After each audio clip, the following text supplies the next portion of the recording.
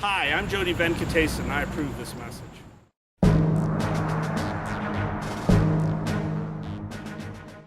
And just so you know, I was in the Army for 4 years at Fort Meade on the counterintelligence side at the 902nd Military Intelligence Group in Fort Meade, Maryland.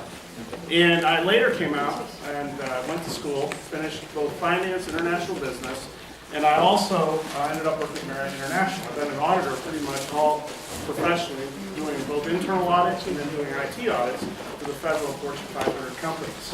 One of the things that we did, and this is why it's so important, I found out a few years ago when I got on our HOA board, our rates were going out of control. I found out those are real assessments. And I came to understand one thing in Maryland, that fines, fees, assessments, and regulations are all taxes on all of us.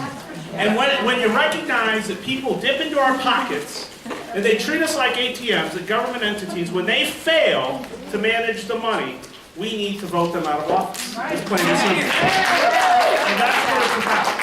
And what Joyce said, there is a defining issue. The defining issue in this country today, and this is why I think it's so important in this next cycle, 2014, especially, my target is going to be Venkatesan, by the way, is because I really believe that the defining issue is a looming $14 trillion national debt. That's an incredible number, and we can rip into that number all, which way, however you want to. But that basically means that's a $45,000 debt that every man, woman, and child in this country must burden.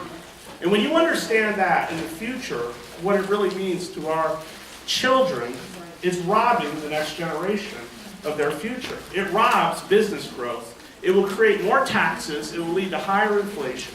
When you look at the fact that unemployment, which even the CBO, Congressional Budget Office, and the White House are now claiming, even Joe Biden, Mr. Gaff Machine himself, says over and over again, we're going to have to live with these unemployment.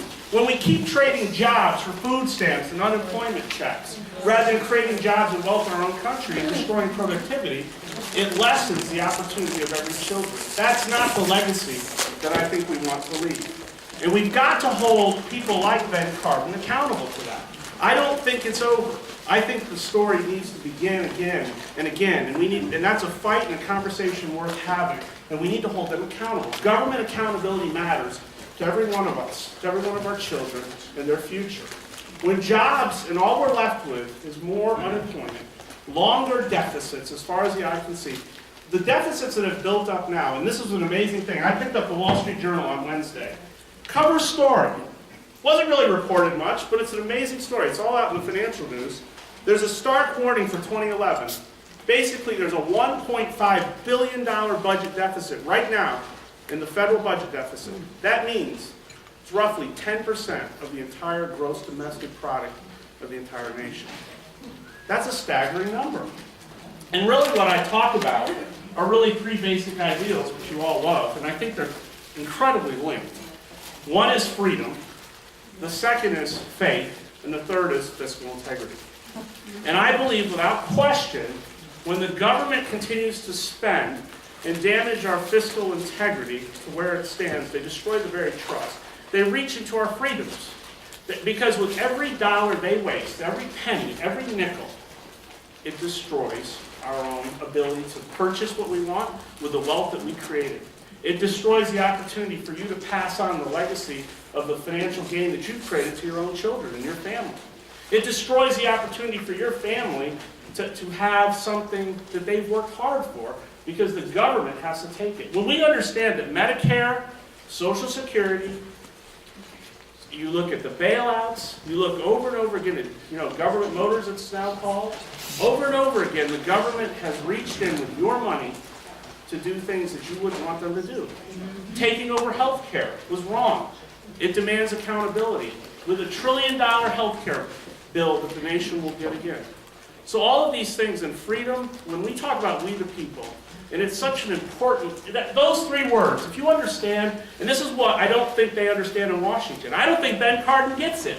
We the people were the three words that transformed human history. And when you understand that, that changes the whole thing. More people now in human history live in freedom than ever before.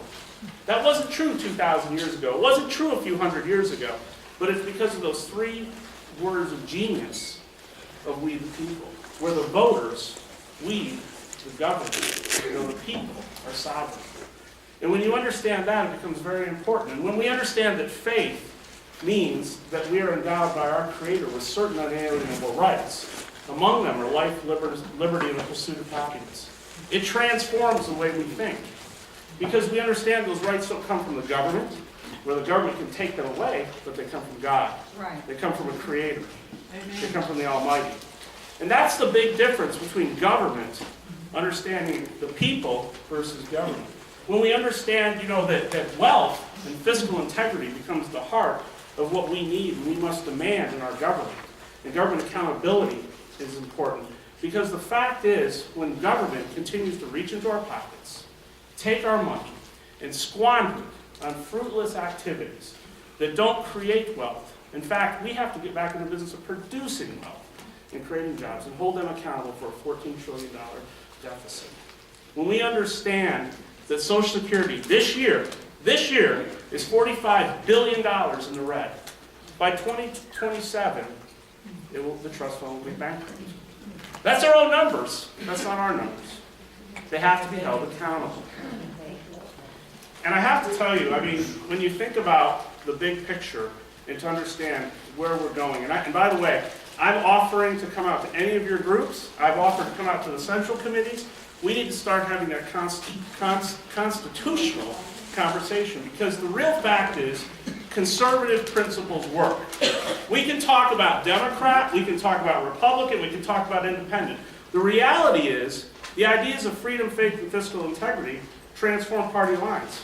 They are American ideals, and they work. And they change people's lives for the better, for a hope. And when we understand that's what it's about, and when we understand that a $14 trillion deficit, that we're staring down the barrel of a gun financially, let me read to you what the CBO director said just this week. This is an amazing quote. The top number cruncher for Congress warned Thursday that the federal government increasingly risks sending the country into a financial crisis. I wanted to put a parenthetical, no kidding. Projecting that unless cuts are made within a decade, the national debt could reach nearly 100% of all annual economy. That's an amazing quote. But it's as if the party's still going on. What they don't tell you is this: when you look at those numbers, you look deep into those numbers, the 14 trillion is just the government rates. When you put them at the rates, when they understand the interest rates where they're going, it's somewhere around 20 trillion. When you put them at market rates, they're right around 24 trillion.